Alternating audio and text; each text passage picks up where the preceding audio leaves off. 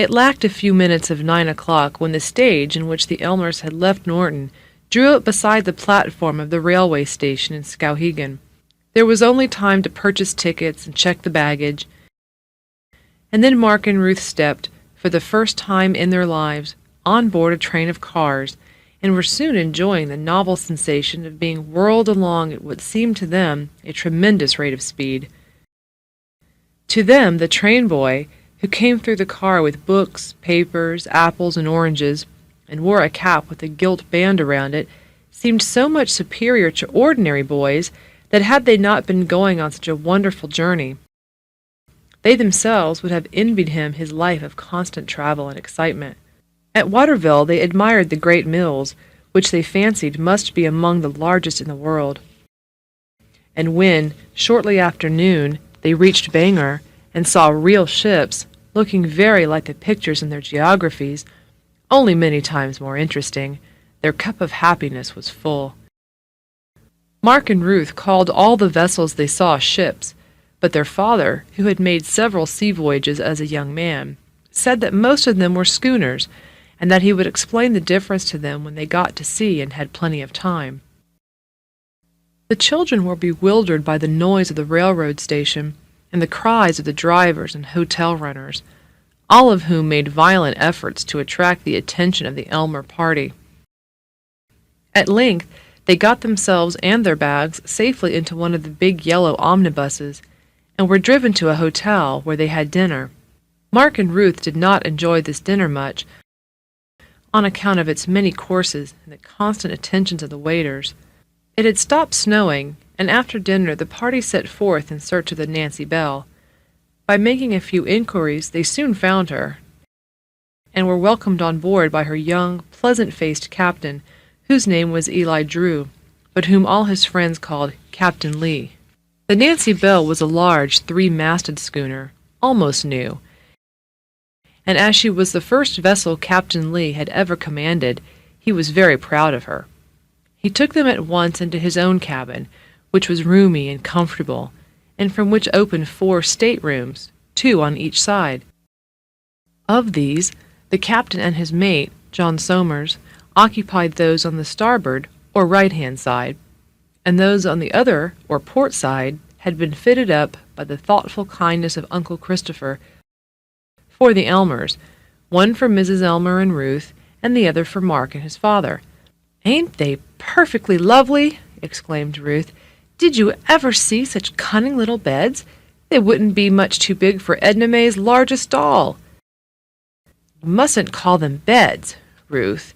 The right name is berths," said Mark, with the air of a boy to whom sea terms were familiar.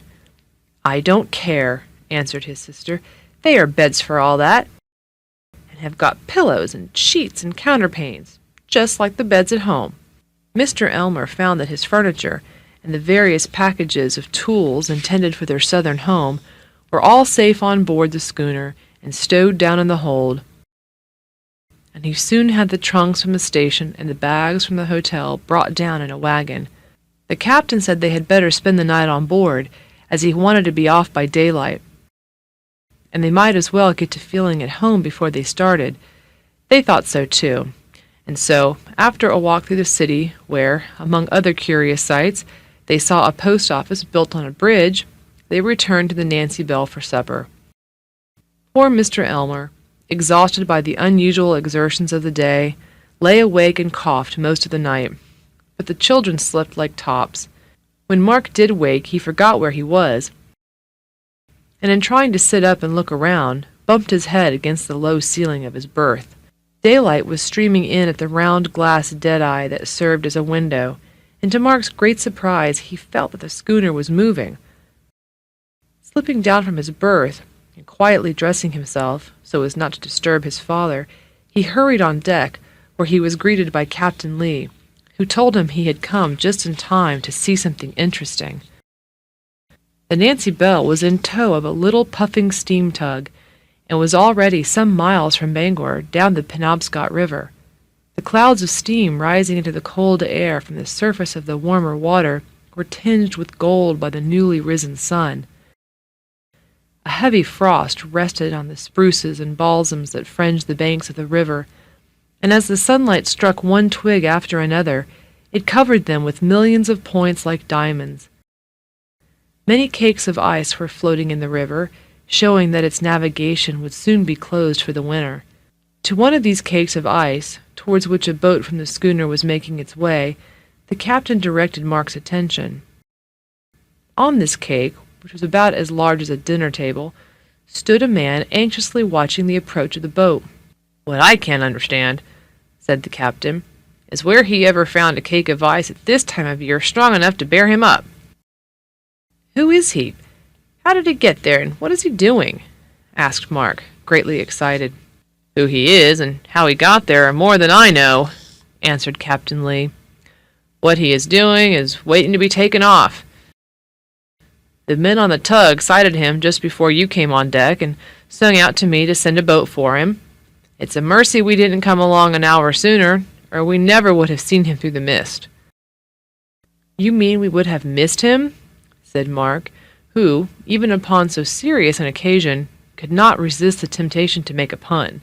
By this time the boat had rescued the man from his unpleasant position, and was returning with him on board. Before it reached the schooner, Mark rushed down into the cabin and called to his parents and Ruth to hurry on deck.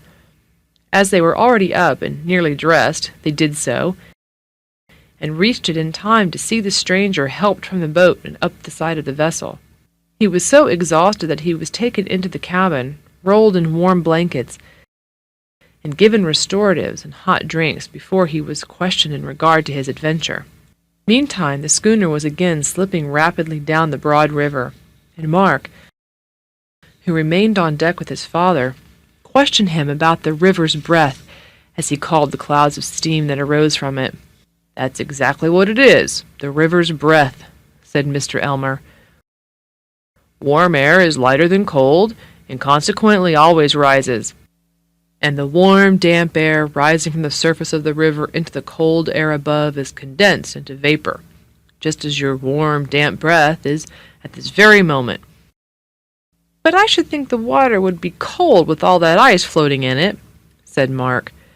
"It would seem cold if we were surrounded by the air of a hot summer day," answered his father. "But being of a much higher temperature than the air above it, it would seem quite warm to you now if you should put your bare hand into it.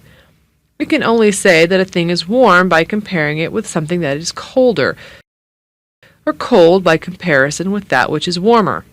When Mark and his father went down to breakfast, they found the rescued man still wrapped in blankets, but talking in a faint voice to the captain. And at the table the latter told the Elmers what he had learned from him. His name was Jan Jansen, and he was a Swede, but had served for several years in the United States Navy. On being discharged from it, he had made his way to New Sweden, in the northern part of Maine, but a week before he had come to Bangor, hoping to obtain employment for the winter in one of the sawmills. In this he has been unsuccessful, and the previous night, while returning from the city to the house on its outskirts in which he was staying, he undertook to cross a small creek, in the mouth of which were a number of logs. These were so cemented together by recently formed ice that he fancied they would form a safe bridge, and tried to cross on it. When near the middle of the creek, to his horror, the ice gave way with a crash, and in another moment he was floating away in the darkness on the cake from which he had been so recently rescued. That it had supported him was owing to the fact that it still held together two of the logs. He had not dared to attempt to swim ashore in the dark, and so had drifted on during the night, keeping his feet from freezing by holding them most of the time in the water. After breakfast, Mr. Elmer and the captain held a consultation, the result of which was that the former offered Jan Jansen work in Florida, if he chose to go to the St. Mark's with him, and Captain Drew offered to let him work his passage to that place as one of the crew of the Nancy Bell.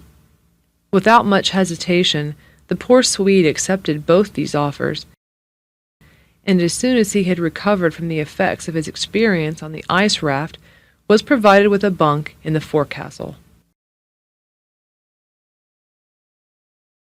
Thank you for watching this video. Please like, share and subscribe to the channel to see the latest videos. Thank you.